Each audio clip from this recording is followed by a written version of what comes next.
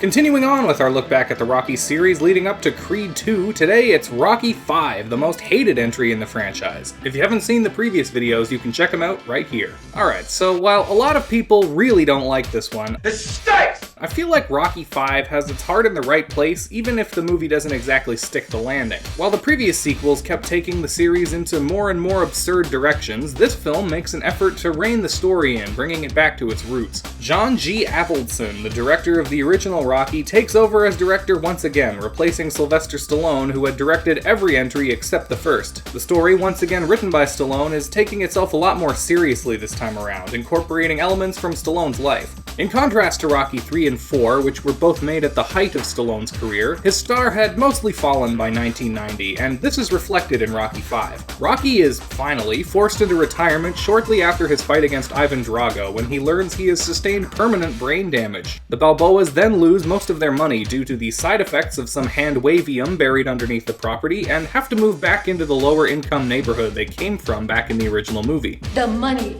everything, it's all gone. Rocky hadn't been the underdog character in quite some time, and Rocky 5 does effectively put him back in that position, making him relatable once again. Rocky even starts to dress and act more like he did back then as well. He also reopens and begins to manage his former trainer Mickey's old gym, which was left to the Balboas. This movie chooses to focus on Rocky's relationship with his family, particularly his son, who seems to have aged about 7 or 8 years during Rocky's time in Russia. Rocky Jr. is played in this film by Sylvester Stallone's actual son, Sage Stallone, and the father and son duo work pretty well together on screen. Rocky Jr. initially has a rough time adjusting to their new life, and he and Rocky begin to drift apart as he competes for his father's affections with Tommy Gunn, a young and up-and-coming boxer who Rocky's taken under his wing. Rocky's training Tommy the way Mickey trained him, and he's living vicariously through his achievements while failing to notice his son's repeated attempts to bond with him. Okay, so far this seems pretty good, right? It's taking the character of Rocky Balboa into new directions while dialing back the absurdity of the previous installments and setting up realistic character motivations and conflict. The problem is that while the subject matter is more down to earth this time around, the execution is not. There's a lot of extremely hammy elements lingering from Rocky 3 and 4, and most of them don't gel very well with this film's story or themes, like these overly obnoxious and pushy reporters who keep showing up. No, that isn't enough. We gotta hear about this now. Mind if I heal first? Come on, guys, we need more! Rocky V's villain doesn't really work for me either. He's a sleazy boxing promoter named George Washington Duke, and side note, I've always thought it was a little bit silly that the Rocky series has two separate and completely unrelated characters who both go by Duke. Couldn't they have picked a different name for this guy, like King or something? Or would that have been a bit too on the nose?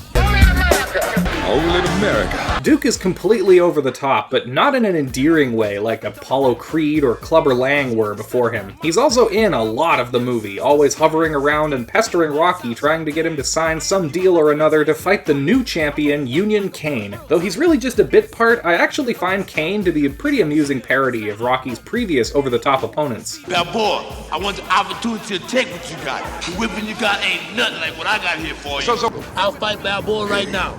I'm better than Balboa ever was. Hey! I also think that Rocky 5 is trying to juggle a few too many balls at once with its story. The film tries to balance and contrast Rocky's relationships with his son and Tommy, both of whom are essentially brand new characters, so they both need a bunch of character development. Unfortunately, all three characters end up being a little bit underserved by the story. Tommy is just an asshole. He's a selfish, impatient, violent jerk. Hey, man, take it easy, man! Except for this one scene right after he's introduced where you get to hear his sad backstory, you're just waiting the whole movie for Duke to turn him against Rocky so Rocky can wise up and go spend time with his son. Speaking of Rocky Jr., the way the film handles his awkward, rebellious teenage phase is really cringy, and not in a good way, if you know what I mean.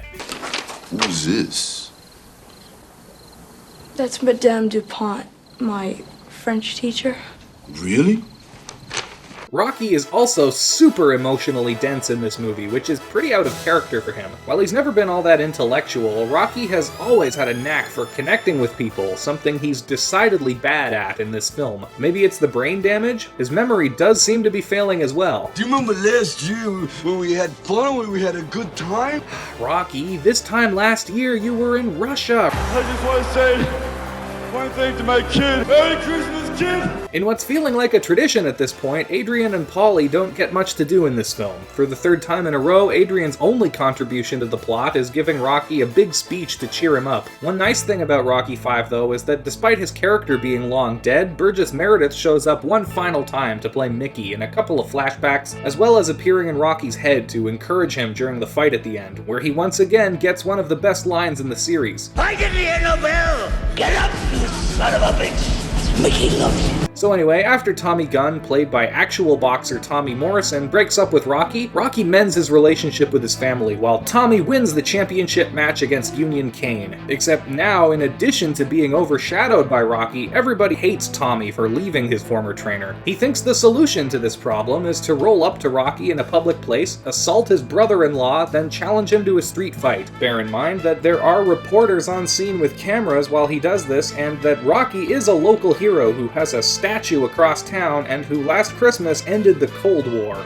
Yep, beating this guy up will definitely be good for his reputation. He's a real sharp potato, is Tommy Gunn. But you know what? I honestly don't blame Tommy for thinking that beating up Rocky would solve all his problems. After all, violence is the solution to everyone else's problems in Rocky V. Rocky Jr. gets beaten up and mugged by some school bullies, but after some advice from good old Tommy, You pop him hard, these guys just go away. he learns a bit of boxing and beats up the bullies, solving the problem. They even turn into his lackeys, like a prison gang or something. Then at the end of the movie, Rocky's problems are similarly solved by kicking Tommy's ass. I mean, yeah, technically that's how every Rocky movie ends, but on every other occasion, the fight is built up towards throughout the film and is usually emblematic of Rocky's growth and development as a character. Not here though. Here he's just fighting Tommy because he's pissed off at him. It's really dumb, but the fight is a lot of fun to watch. Rocky even gets rid of George Washington Duke by, what else? Punching him, of course.